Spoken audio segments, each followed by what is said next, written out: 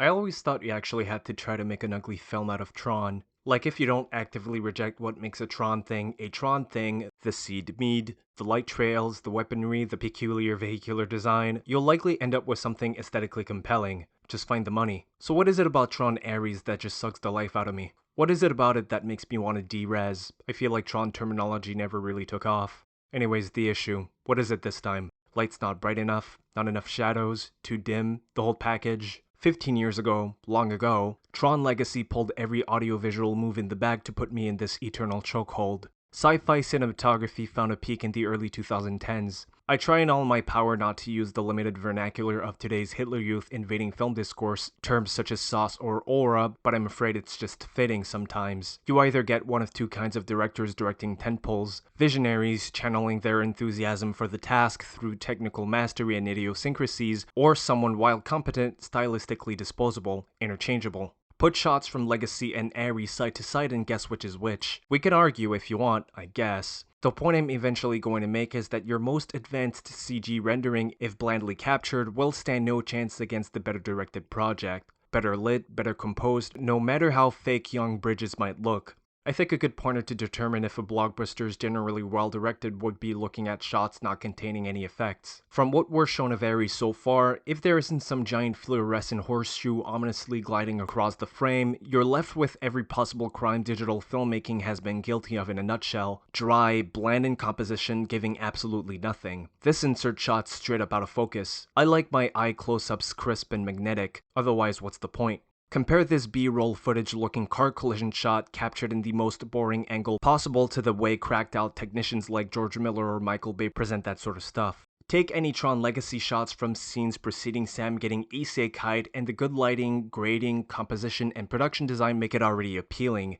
hyping you to see the same direction given to this crazy new vision applied onto that Oscar-winning canvas from 40 years ago. Let's be honest, this is unsalvageable, respectfully. Kosinski and company came in and used this as a draft of a draft of a draft and caused one of my aesthetic awakenings. Sleek, elegant, atmospheric, sensual. It's both bright and dark all at once. It's grand, never been done before, whatever Gaga said that one time. Never the same, totally unique, completely not ever been done. It's somehow spiked with Dune crumbs all over, like a whole gateway drug to the Villeneuvian epic long before we could even imagine anything like it. I was 2049 levels of obsessed before the real thing came about, and just like that movie, it schooled me on shot composition through frames seemingly motivated by the set design, or rather with set design built with a very specific motif in mind. It's synergetic. Can't exactly say I can find the same in shots meant to sell me on Ares for all the money it's throwing on screen. Pointless. Wasteful. Only one of these two is going to stand the test of time like a Blade Runner thanks to the VFX complementing the mastery already on display rather than compensating for a lack of directional interest. The stylistic overlap between David Fincher and Joseph Kosinski, with Legacy looking as if David set some time aside to make a cyberpunk, makes sense considering cinematographer Claudio Miranda's partnership with Joseph since. I like the idea of having Fincher collaborators shooting Tron sequels as some sort of custom, but where's the worth in not having the right director for it to show?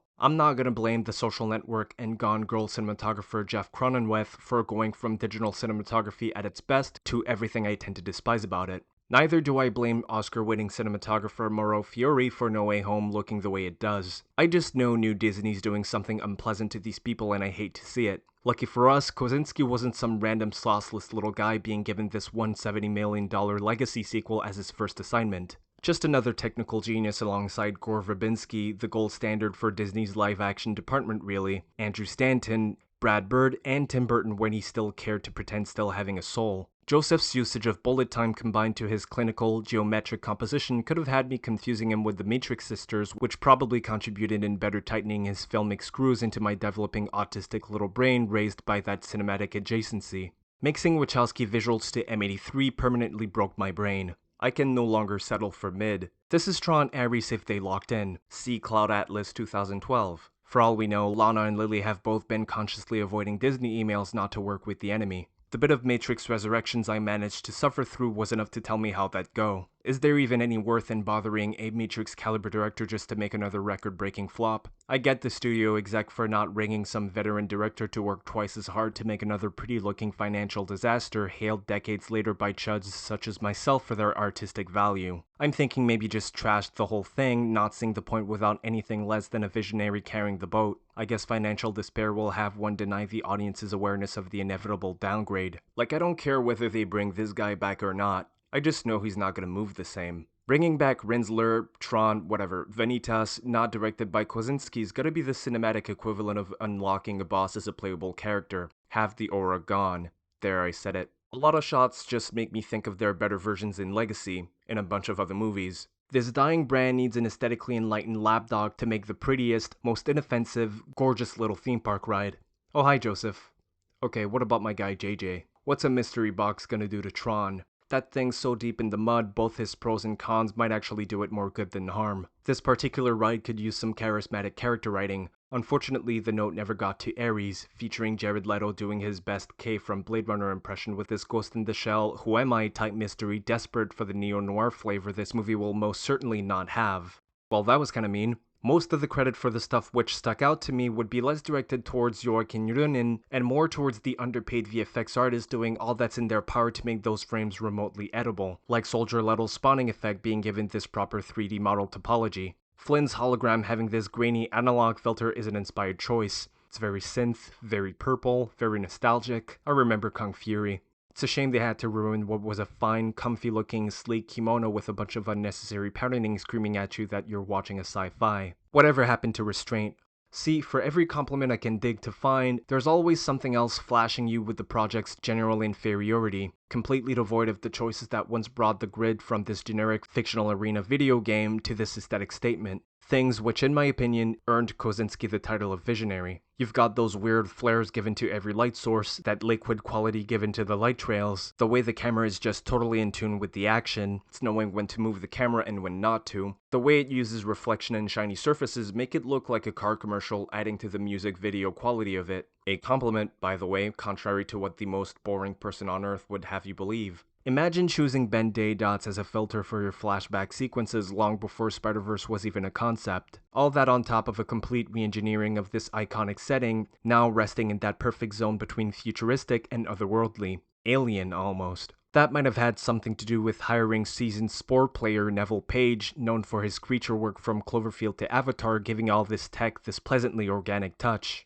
It's as if they successfully channeled James Cameron's world-building instinct to create something uniquely cyberpunk.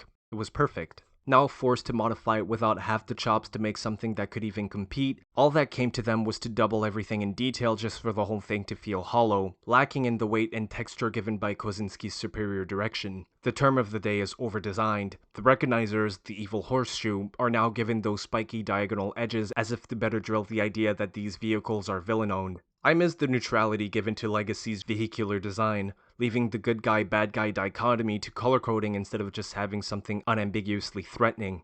Whatever happened to restraint? No one told them those bikes were allowed to be as cool as they are because they were never meant to look like something remotely drivable.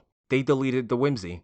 The most useless and forced new coat of paint after having hit perfection with Legacy, minimalist and streamlined, making the most of its simple, easy to follow, elegantly drawn leitmotifs to create striking high contrast images with all the needed depth provided by the same visual eye that gave even a studio apartment its own flair, or a kid's bedroom, or random spots in Vancouver. You bring that talent to the grid and you've got something that's pretty hard to beat. Not impossible, but unlikely. Joseph not returning was just the first major misstep, unless they went with someone who was on par and down for the job, which I'm sure is not as easy a deal as it might seem, but it was always either going to be that or dooming Ares to being lesser on all fronts. Imagine a Speed Racer sequel being confirmed just for it to be directed by, I don't know, Justin Lin. Where this man Joseph came from, I ain't got a clue. That was a pun. I don't know who sent him with all this film veteran-like visual instinct. Legacy, for all of its screaming visuals, has this level of restraint that would have one assume this as his 10th film after years of perfectioning his visual language to make his sci-fi aesthetic contribution as best he could. Dude was cinematically born with the cheat codes floating in his programming. I still regard Tron Legacy as the most aesthetically accomplished work in his career since, with Oblivion as a close second. I need that copter urgently.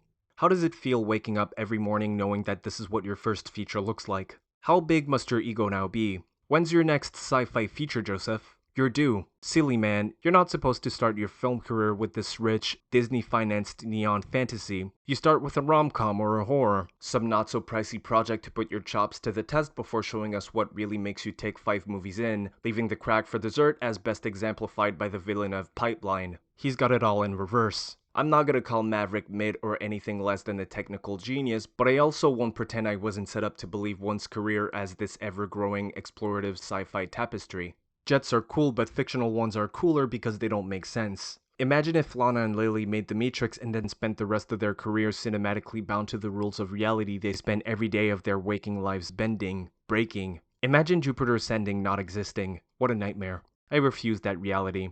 I miss you, Joseph. Ares only deepens my longing for your craftsmanship. It should have been you.